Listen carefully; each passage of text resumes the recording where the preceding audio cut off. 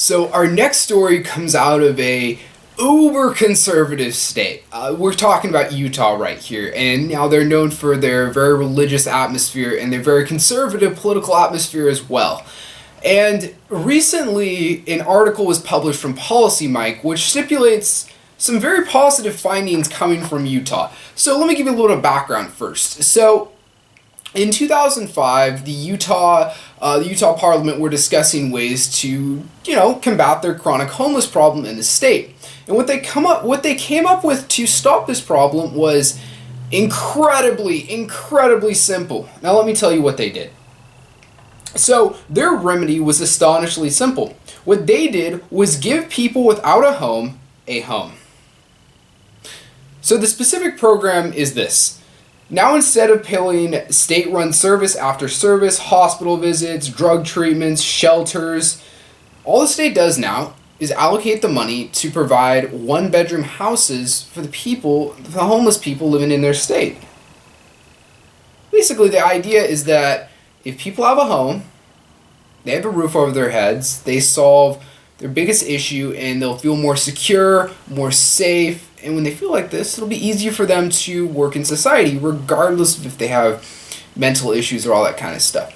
Now, what I want to make very clear for everyone is that this was chronic homelessness. This is not people on the streets for about 12 hours or 18 hours. These are people with long-term stints outside the home. This is for the mentally insane, the mentally handicapped, the people that even presented with a social safety nets, they still don't go to them. So the results of this study conducted in 2005 are just absolutely wonderful. Now let me quote it for you guys. And I quote, "The program has worked in Utah where the state has seen a 74% drop in chronic homelessness since it first began in 2005.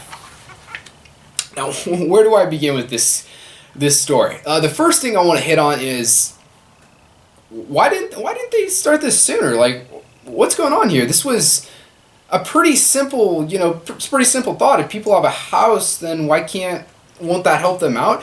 I mean, if we looked at the history in Utah and more general throughout the United States, the idea to help the homeless is provide them with, other social services. Don't give them a house, but give them hospital visits, give them occasional shelters that they can go to, and other kinds of things.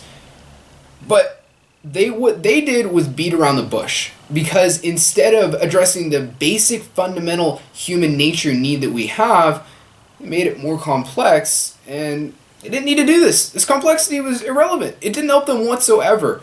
So you gotta say it's a good thing, but it's kind of very sad. What's even more sad is that Utah is the only state to do this. There are no other states in the United States, regardless of how progressive they are, don't even do this. So just to continue on, all U.S. states must take note of this. It's ingeniously simple, and really, the final point to hit home here is that this is a very one-sided argument, because think about it.